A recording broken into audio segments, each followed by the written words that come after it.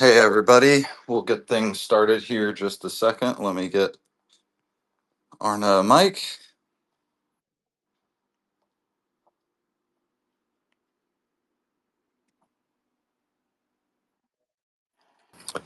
Hey, Travis. Hello, everyone.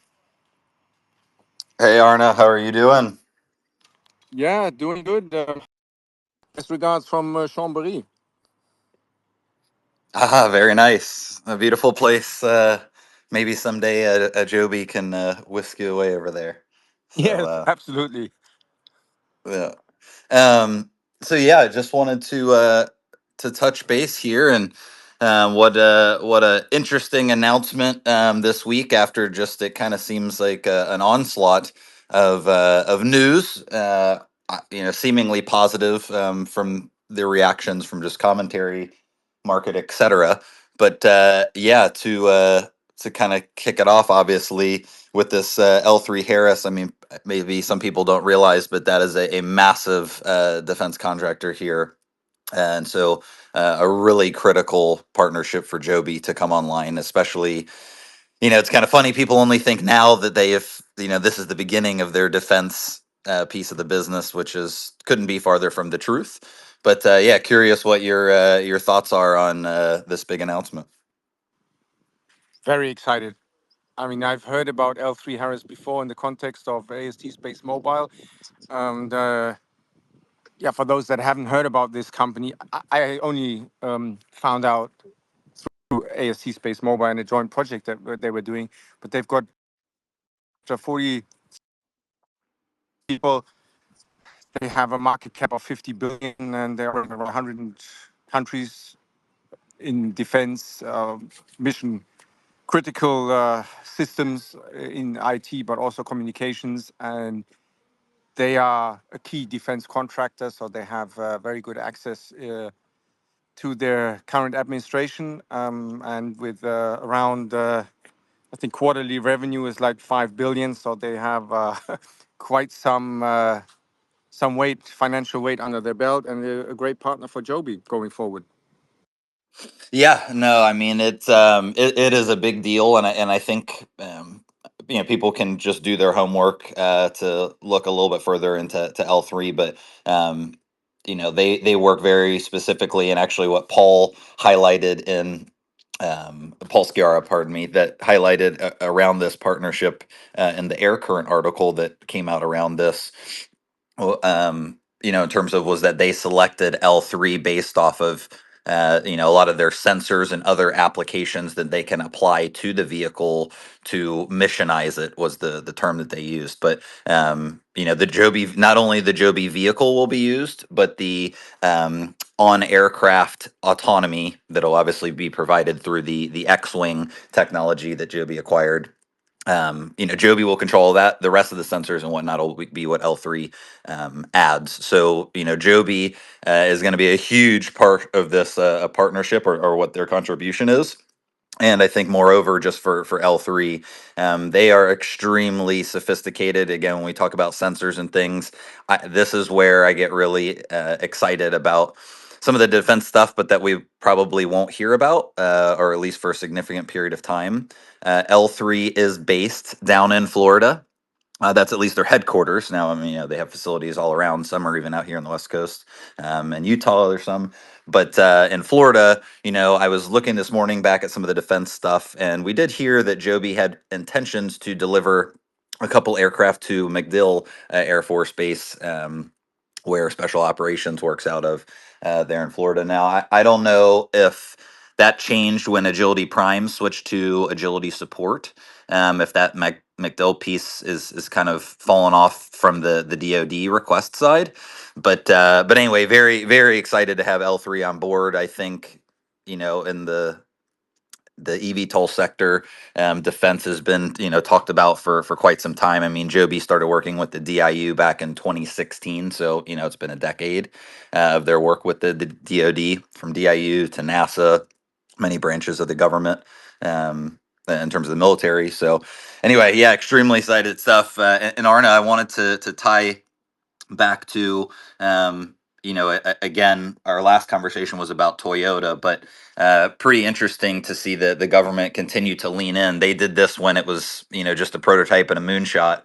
But how many planes do you think, ratio wise, that would be smart for Joby to put in terms of S4 vehicles towards, the DoD side versus spinning up the air taxis in Dubai? Yeah, so rather than building some kind of theoretical uh, model here, if you follow the events in Ukraine,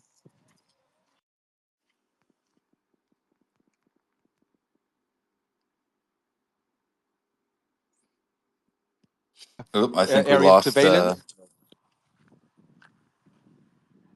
up there. You're back, Arna. Yeah, I'm back. Okay, so if you look at the conflict in Ukraine, there's a lot of drones being used for assault, but also drones for surveillance. And one of the challenges for both sides right now is the logistics. So any truck, anything that has to be brought in, whether that's food, ammunition, medical supplies, within a 20-kilometer radius of the front line is instantly spotted. And if you look at the number of vehicles that are being blown up there every day, and how that is hindering each side to make any kind of progress and kind of stalling this conflict, you can imagine how you could use an EV tool for logistics in behind the front line to quickly bring in and out things, with something that can fly with a low heat footprint. So, and then we're talking about hundreds of units. So I think it's more if the U.S. military does make this part of their kind of tactical setup going forward, then I suppose you had a nice example of the Osprey program and how many billions were spent on that one. The Osprey being the current vertical takeoff and landing huge aircraft. So Travis, maybe uh, that is a good example of what could be in store for future Joby spending. Yeah, I think the Osprey is an interesting one, and I believe it's the V22 is the new tilt rotor version that they're going to. But the Osprey, just really cool vehicle. You see it in person. I mean, it's pretty amazing. But you can YouTube. There's been quite a bit of issues and challenges with the platform and the design, and a lot of it specifically in and around the transition component of things as the rotors are tilting. They use a much different mechanism, drive shafts and things, and they've had a lot of again challenges and failures, unfortunately, where soldiers have not made it out from those vehicles, and so that I think the government will probably be very happy to move away from that if there is another option that provides that agility, being vertical takeoff and landing, but be able to transition. Osprey is a massive vehicle. The S4 is nowhere near that. But again, if it's extremely cost efficient comparatively, you'd almost much rather have a fleet of five than just one in terms of for cost. So anyway, that's what I think, and I think you said some great things there too about just where. Fortunately, humans are always going to have some type of conflict and things, I think, and we have to adapt to those scenarios. And Joby even going to the highlighting that there's going to be a gas turbine. Online it feels like a lot of people have been leaning that way towards the gas generator side for a hybrid versus hydrogen, which I think Jobin will continue to follow for hydrogen. It just makes sense for if they can fly 24 hours like the thing in Oregon. Some of the reporting shows. I think they are not going to abandon ship on that, but if the military wants this gas turbine generator or component things for hybrid, I think that's where they'll go. What do you expect in terms of? I mean, this is just purely speculation, but what do you think that number is? You've looked in a little bit further of maybe some of the UAS platforms. What type of capabilities do you think this new aircraft could have? Because we know it will be the S4, so just be a different propulsion. But do you think it's going to be a lot of range? Is it going to be extra payload? Maybe both. Curious.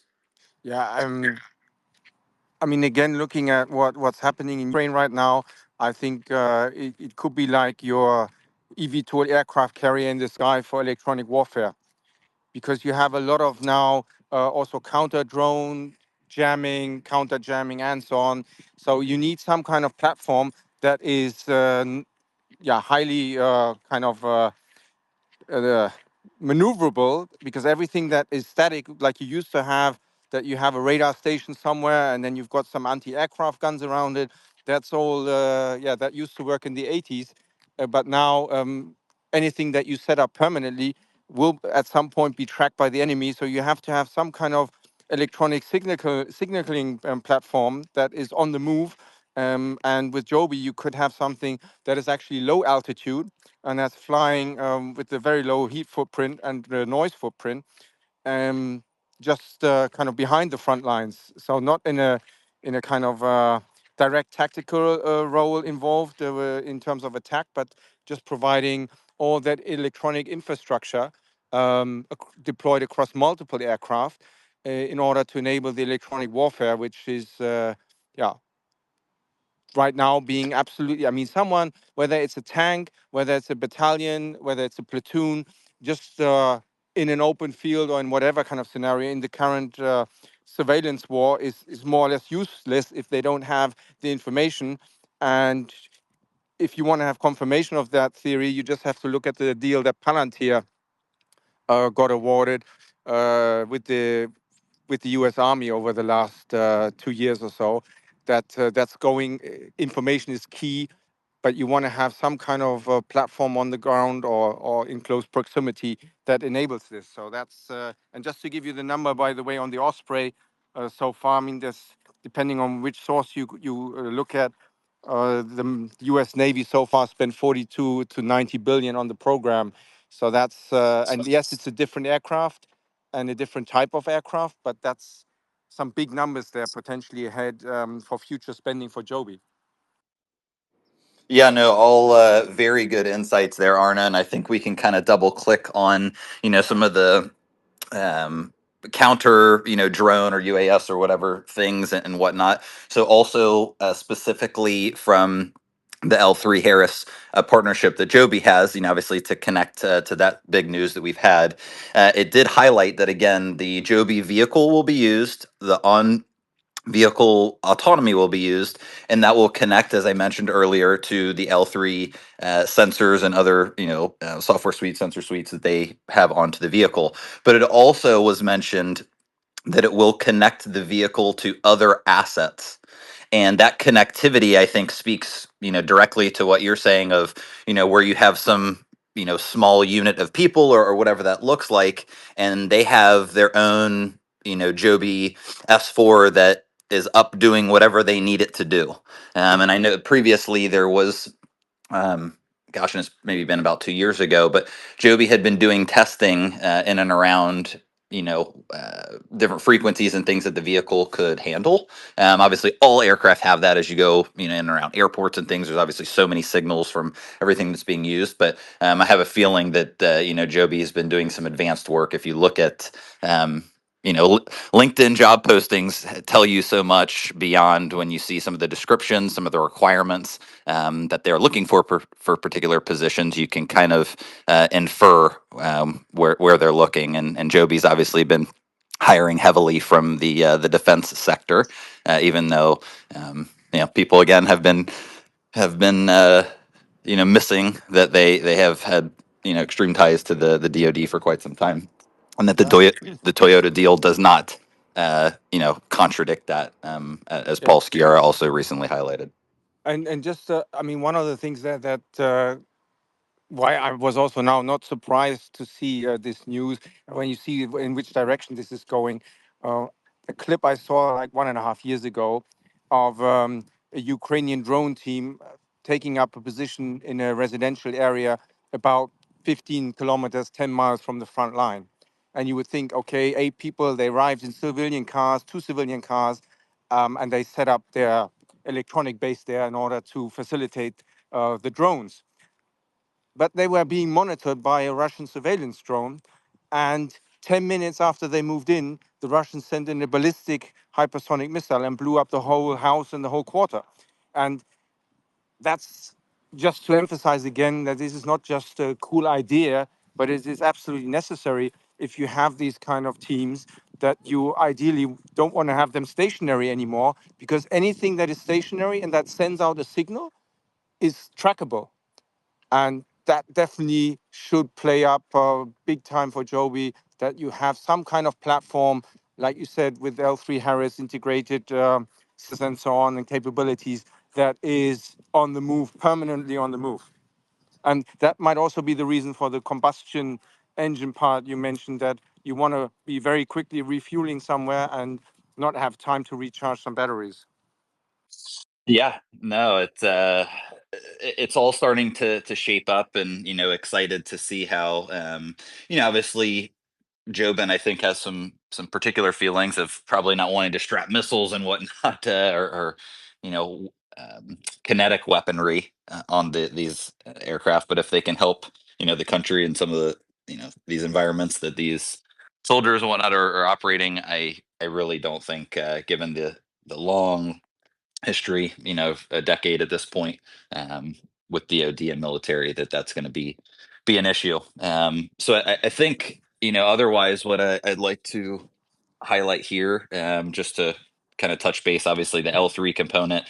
A lot of people are going to hear the buzz, and the exciting part is I think this went so far and wide. I mean, there were so many articles that I saw about it that a lot of people who had no idea who Joby was, did learn about Joby, in particular, through this announcement, and just people who are maybe much different levels of investors who might be investing in an L3 Harris, much more established player that all of a sudden, are introduced to Joby as well. So extremely exciting. But to just kind of rewind, for those who are. Travis, just one comment maybe on the sector, because if now more people perceive Joby also as a defense play, that definitely is a very good for the potential share price and for winning over more shareholders to start engaging and taking up a position in the Joby stock. Because aviation, let's face it, at least in terms of profitability, aviation has been one of the worst industries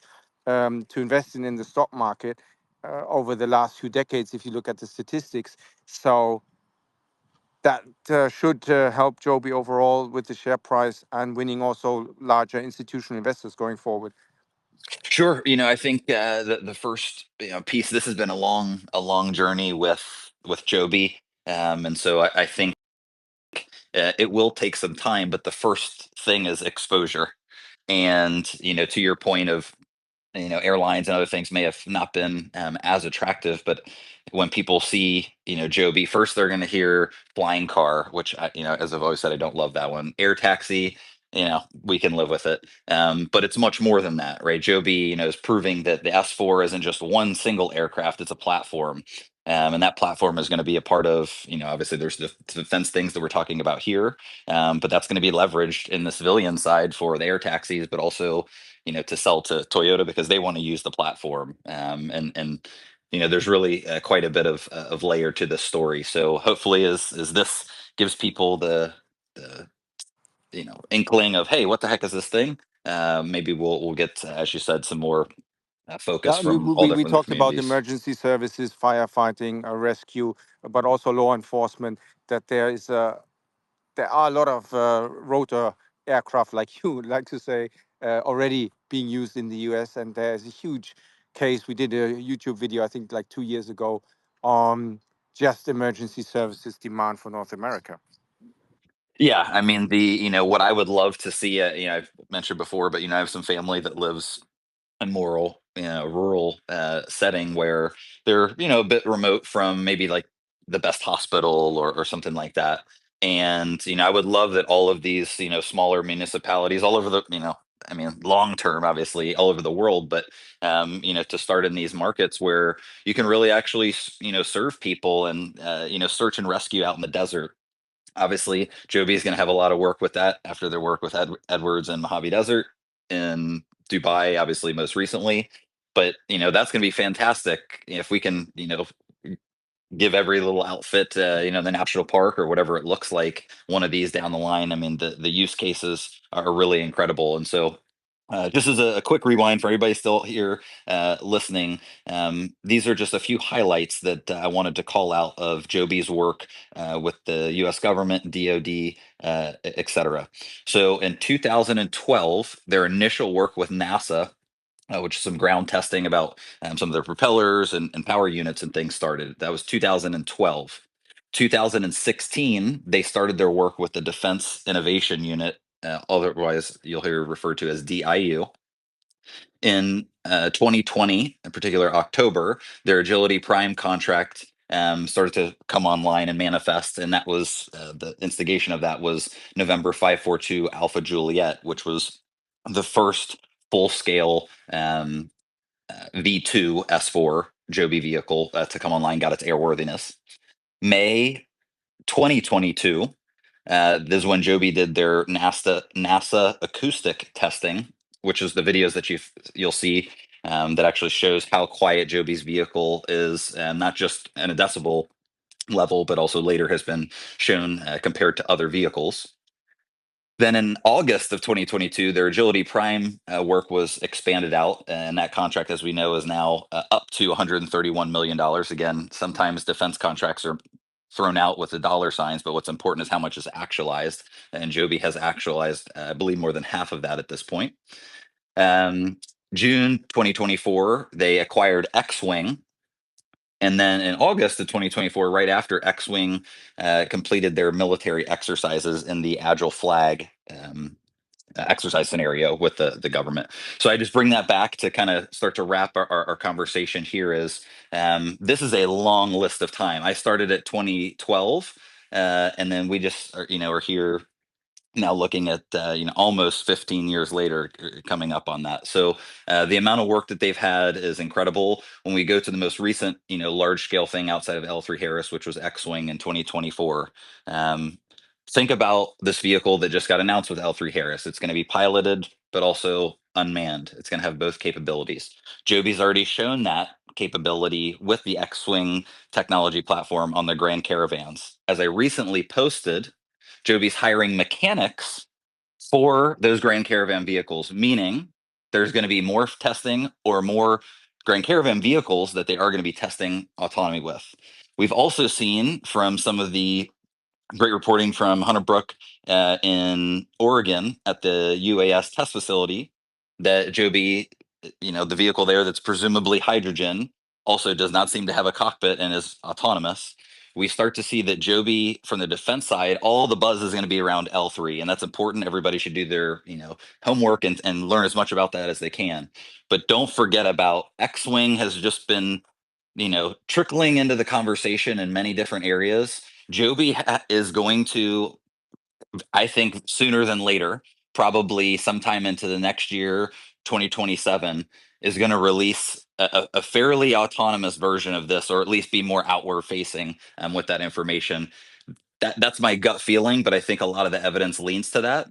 Arna, anything else to kind of add as we look into Yeah, the it's always future? fascinating, similar to the other session where we talked about Uber not being that present, and then all of a sudden, in Dubai, you have the country manager talking about the end-to-end capability of booking your journey.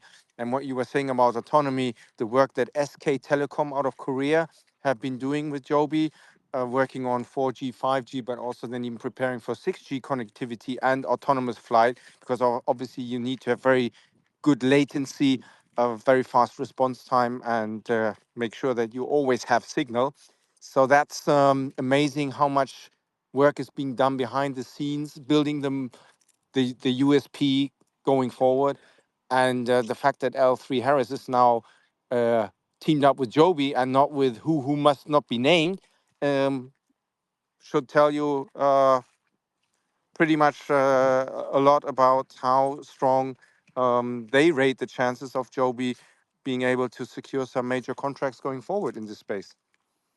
Yeah, no, I love that. And, tying together, Joby has all of these just, strategic partnerships that, they'll get some fanfare, but then people don't, pay attention any longer. But these are all these partnerships are starting to stack together where you see Joby is not just building a company and then portfolio of companies, but they're building an ecosystem that can go across the civilian side of things, the defense side of things, and even into the future. And as you Yeah. mentioned, SK Telecom, we're excited to see, I think some more news out of that front, hopefully here in the near future. I did post that they've been shipping a lot of materials, tens of thousands of pounds to Joby in the last 6 months, I believe it was. So that's pretty interesting. But I think on the forefront, as we kind of shift gears out of this conversation of defense, maybe a future topic, there has been a lot of teasing out of things happening in Japan. To circle back to our Toyota conversation, and Toyota happened to have a partner and a particular airline, ANA, and there's been some paint schemes and things that are out there. So excited to see where some of these partnerships are all starting to come to fruition, as 2026 is going to be obviously a transformational year for the company. Yeah, and if anyone's listening here out of South Korea, would be great if to get some more insights, because there's very little in English available on SK Telecom, what they are doing in this space. So anyone listening from South Korea, if you could share additional insights, would be most welcome. Yeah, no, that's I love that, and kind of close on, Joby. It's American company. Very proud of that. Excited about that. But it's going to be a global business that they're building, for all these different countries. So excited for the next steps. Thanks everybody for tuning in. For some people early, some people later on your Saturday. Have a great weekend, and yeah, exciting times ahead with earnings next week. So I'm sure we'll have all sorts of things to talk about then. Yeah, Thanks see you at again, the Arno. earnings call.